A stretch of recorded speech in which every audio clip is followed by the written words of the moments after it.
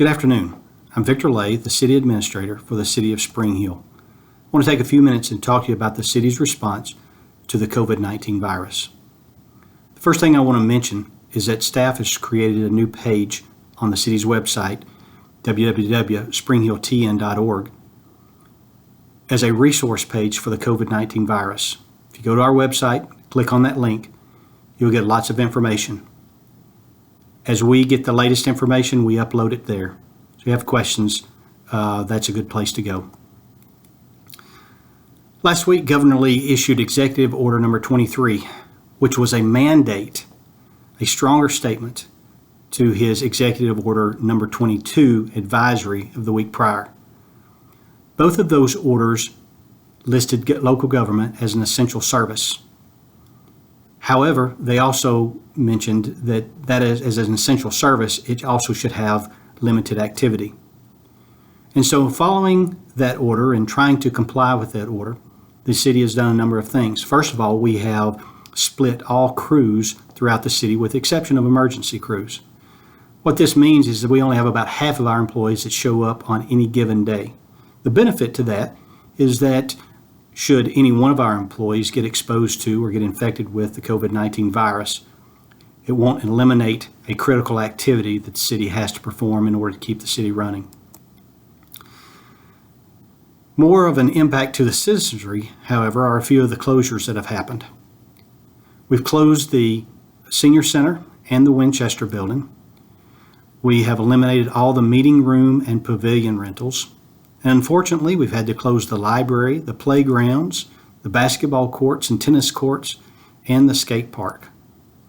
However, we do encourage the citizens to use our wide open spaces. Our parks are still open, but we implore you to please use social distancing when you're there.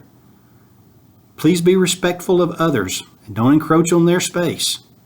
Maintain that social distance. I also want to mention some new closures, some new things that the city is adding to the existing closures because of the mandate. First of all, we're closing public access to City Hall, which means there are no payments at the clerk windows any longer or until further notice.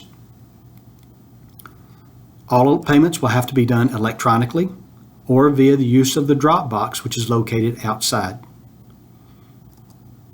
If you have a question about your business at City Hall, you can call 931-486-2252, extension 0, and talk to one of the clerks.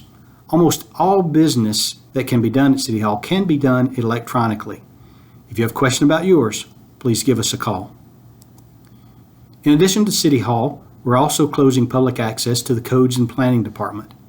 And once again, everything that is business in the Codes and Planning Department can be done online.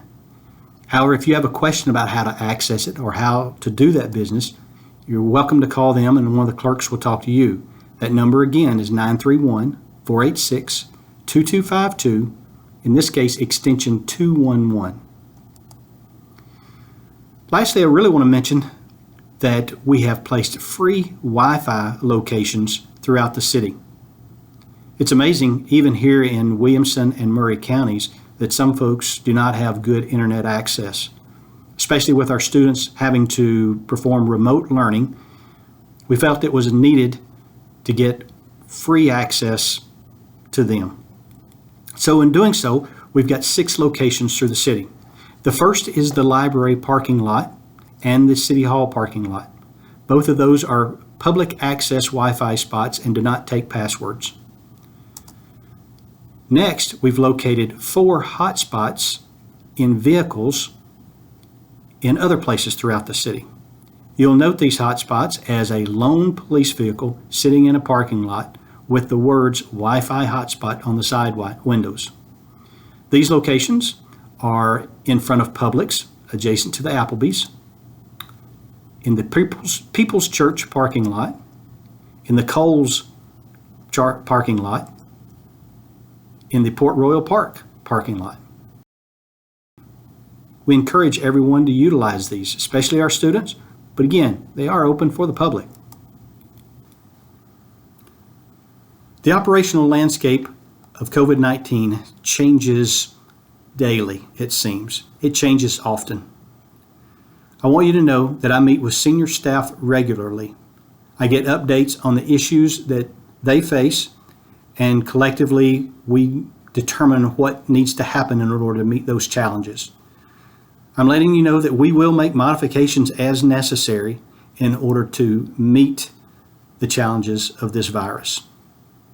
But I'm urging you to exercise personal responsibility. Stay at home.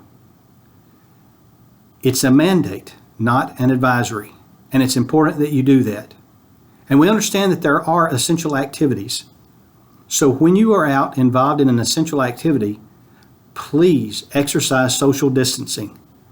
Understand we are all in this together, and we will all get through it together. But it will take all of us to do our part. Thank you very much.